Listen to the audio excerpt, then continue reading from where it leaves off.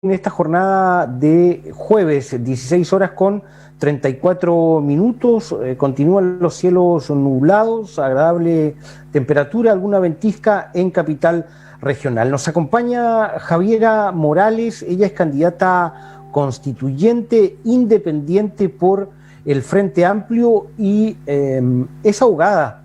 Es profesora de Derecho en la Universidad de Magallanes, así que vamos a tener una conversación, bueno, para saber y enmarcarnos también en lo que va a ser esta Asamblea Constituyente que por ahí se percibe que no hay una total claridad de parte de la ciudadanía del trabajo que van a tener más allá, ¿no es cierto?, de trabajar en una nueva Constitución, pero cuál va a ser la dinámica, cómo se va a desarrollar. Para eso damos la bienvenida a Javiera Morales. ¿Cómo estás? Buenas tardes.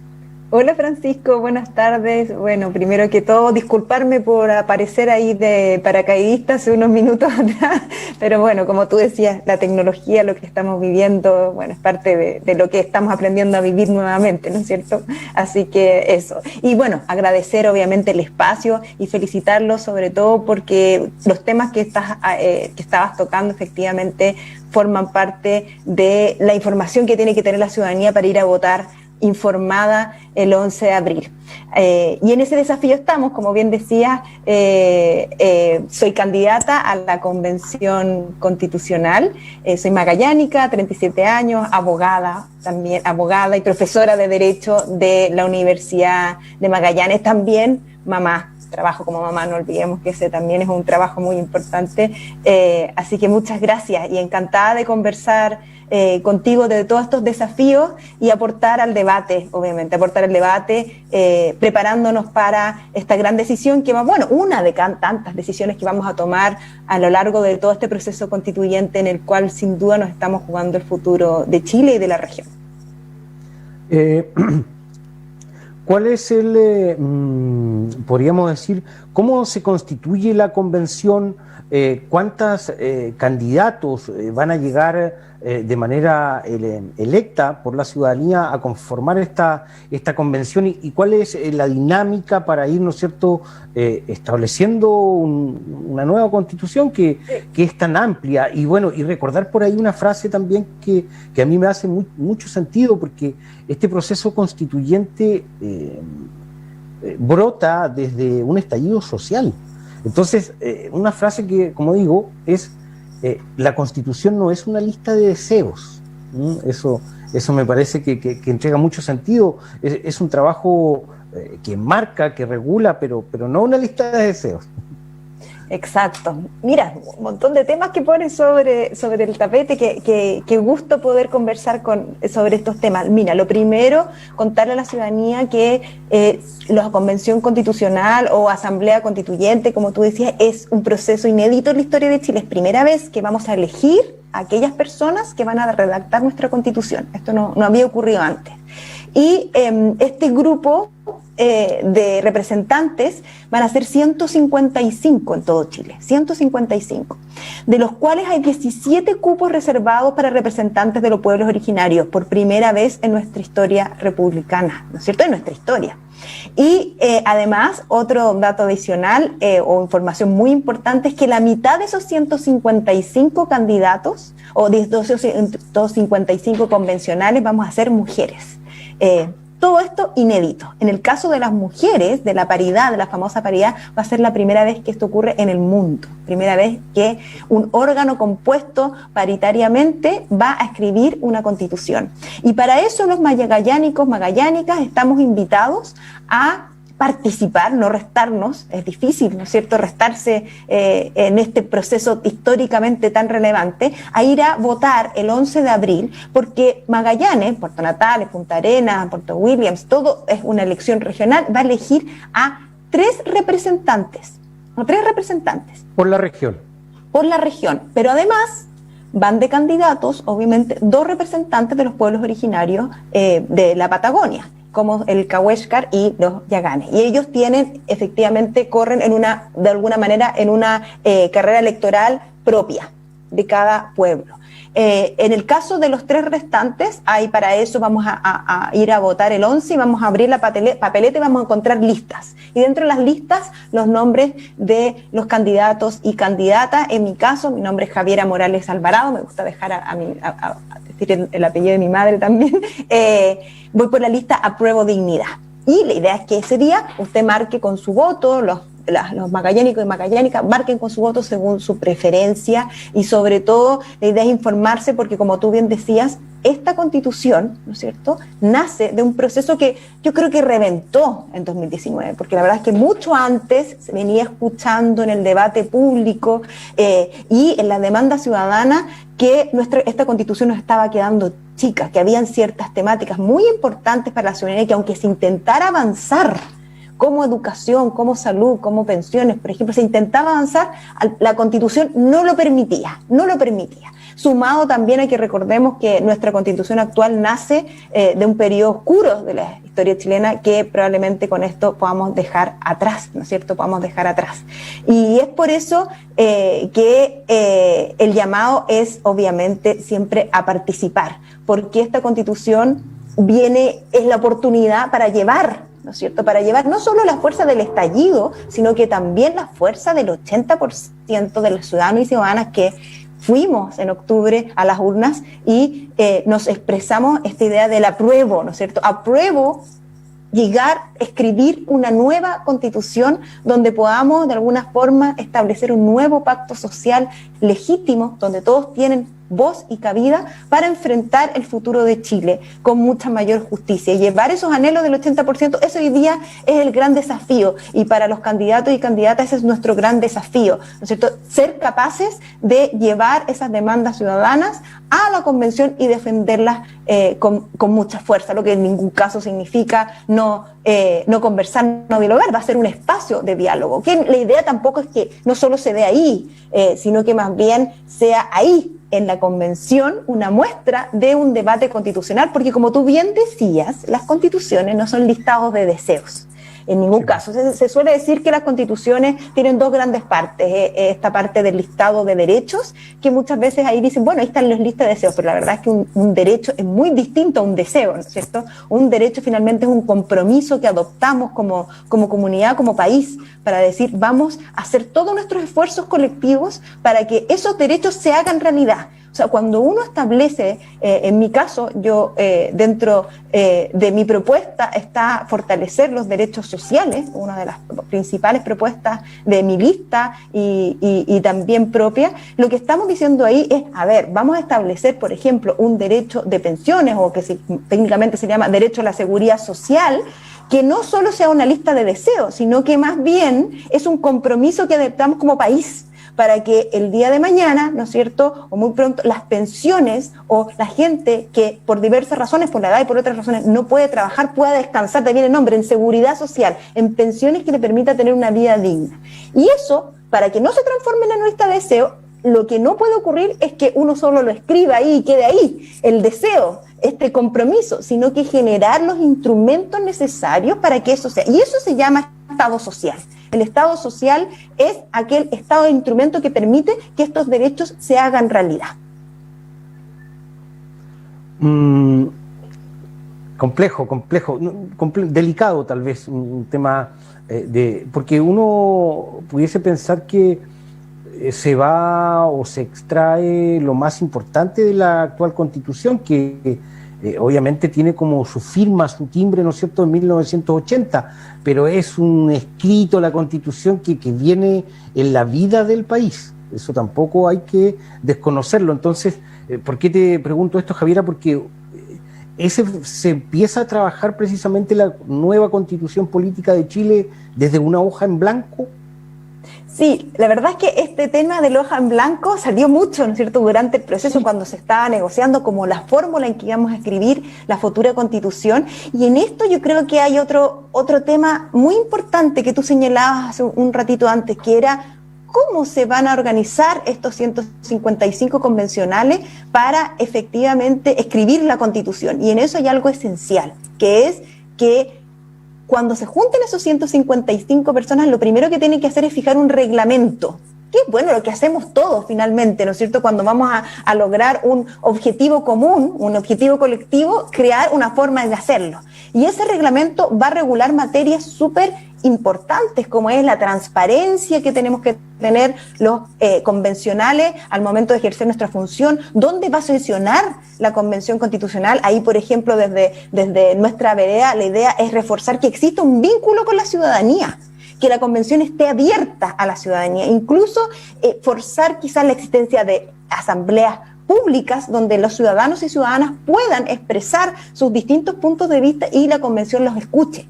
Y eso lo van a determinar los propios convencionales. Entonces es importante también preguntarle a los candidatos y candidatas cuál es su postura sobre ese tema. Desde nuestra vereda queremos establecer un reglamento que asegure sobre todo la transparencia, publicidad y participación de la ciudadanía en este proceso, porque como tú bien decías, este proceso no viene de la nada, viene también de un estallido social donde los derechos sociales van a ser muy importantes, pero también viene de una crisis de legitimidad de nuestra institucionalidad. Y por eso la ciudadanía fue tan rotunda en octubre, no solo en señalar apruebo, sino que también en señalar que quería que quienes estuviésemos ahí no fuesen parlamentarios ni políticos tradicionales con historia política, sino más bien independientes, con caras nuevas, sin trayectoria política anterior. Y bueno, esa es una también de las razones por la que yo decidí sumarme a este desafío, dejar la aula en la Universidad de Magallanes a mis alumnos por un tiempo, espero que no sea mucho, y dejar de alguna forma la educación, que es un tema para mí tan relevante en esta región, para aportar en este proceso histórico tan relevante. Hay temas que pudiese uno interpretar como más sensibles, que están relacionados con el estallido social, que es pensiones dignas o una vejez digna, educación, que es un tema que está constante. Hay que decir también que se ha avanzado mucho en gratuidad, en tener un acceso más amplio, porque tal vez todavía no es universal a la educación, pero sí hay muchas oportunidades hoy día para el que quiere estudiar. Educación, salud, las pensiones, ¿no es cierto? Y hay un tema que quisiera también aprovechar de conversar, y cómo se pudiese ver esto de manera constitucional, de darle alguna forma.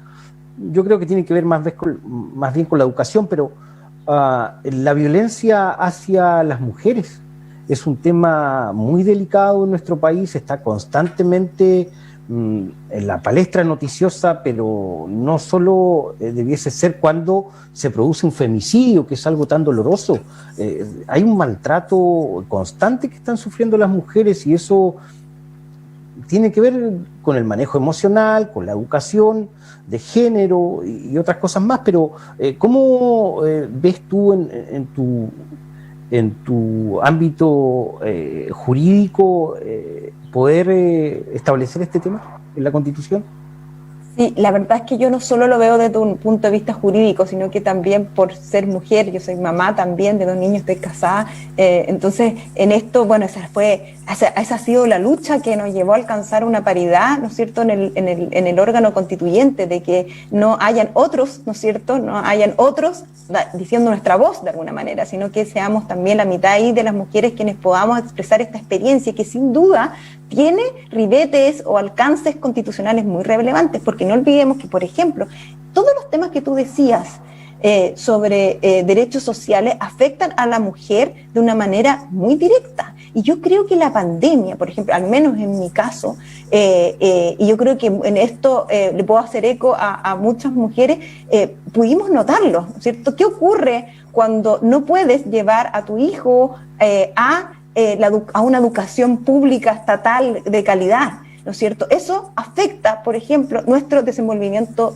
como mujeres, ¿no es cierto? Como mujeres en el sentido laboral, en el sentido social, efectivamente la repartición, cómo se ha repartido el trabajo doméstico en nuestra sociedad, implica que no contar con una educación pública, gratuita y de calidad, no solo afecta a los niños y niñas, no solo se pierde ahí talentos muy relevantes día a día.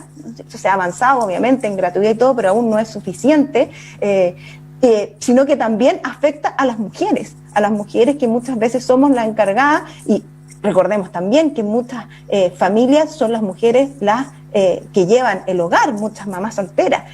Luego, no tener un sistema de protección social. Básicamente eso es lo que está detrás de los derechos sociales, cuya configuración está en la Constitución, nos afecta la vida de las mujeres, y sin, obviamente, no dejando jamás de lado la violencia en contra de las mujeres. Hace poco la portada de ayer del diario nos dejó de nuevo helados con un nuevo caso en Magallanes, ¿no es cierto? Y por eso yo creo que la presencia de mujeres con voz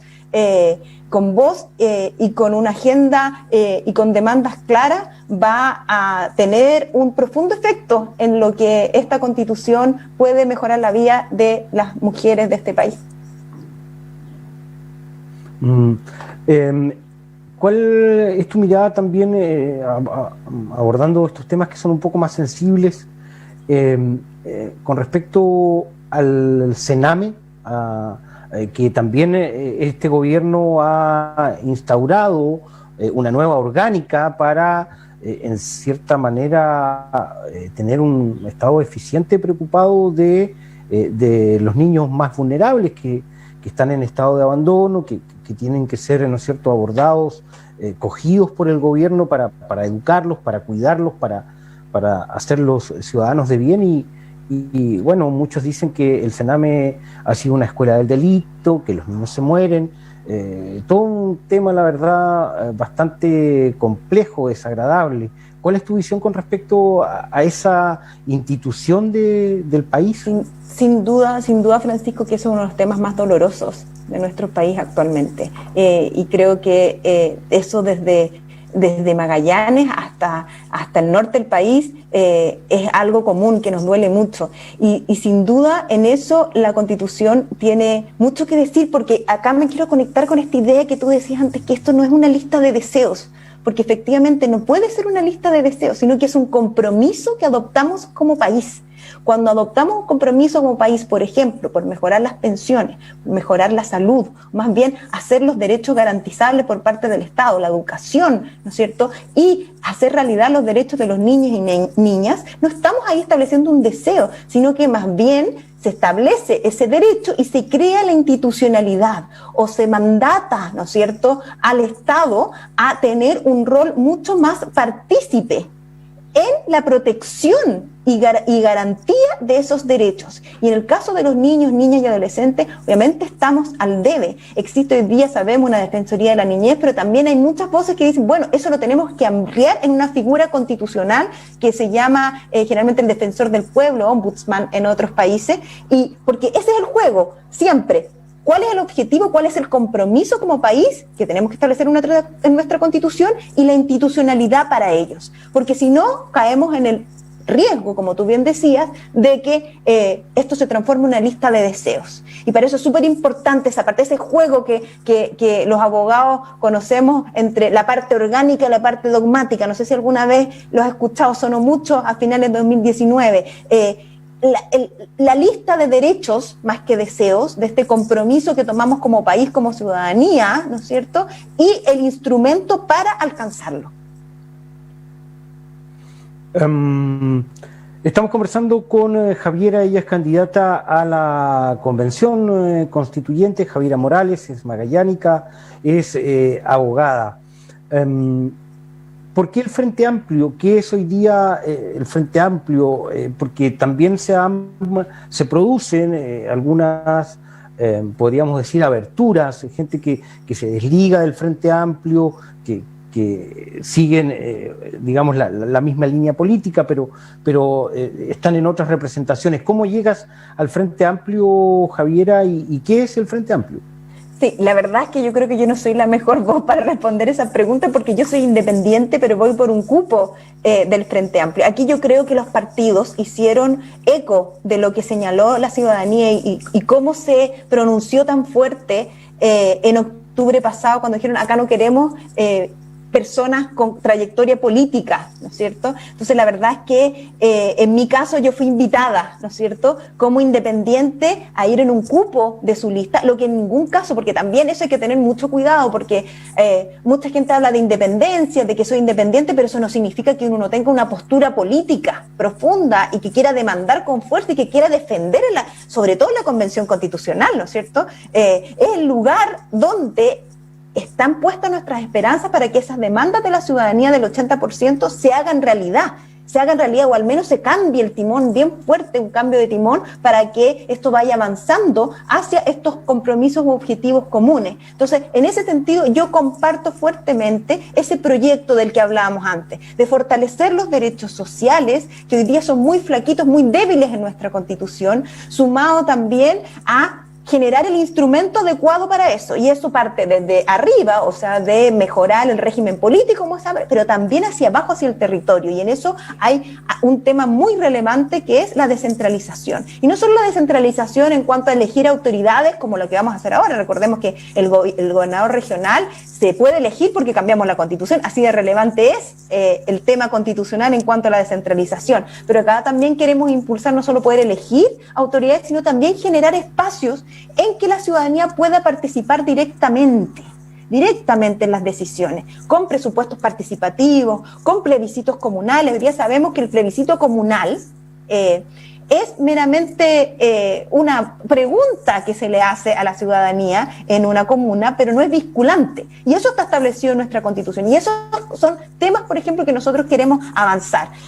Entonces, ese es el proyecto que yo personalmente quiero ir a defender a la Convención Constitucional, con un profundo arraigo local, con esta perspectiva de género que también queremos ahí establecer, con derechos sociales mucho más fortalecidos y un Estado, una parte orgánica, un instrumento adecuado para ello, lo que va con generar mecanismos de participación directa, tanto en el Estado, que uno generalmente piensa como el presidente, el Congreso, el Tribunal, sí, claro, Constitucional, pero también recordemos que el Estado es la universidad estatal de la región, como la Universidad de Magallanes. Eso también es el Estado.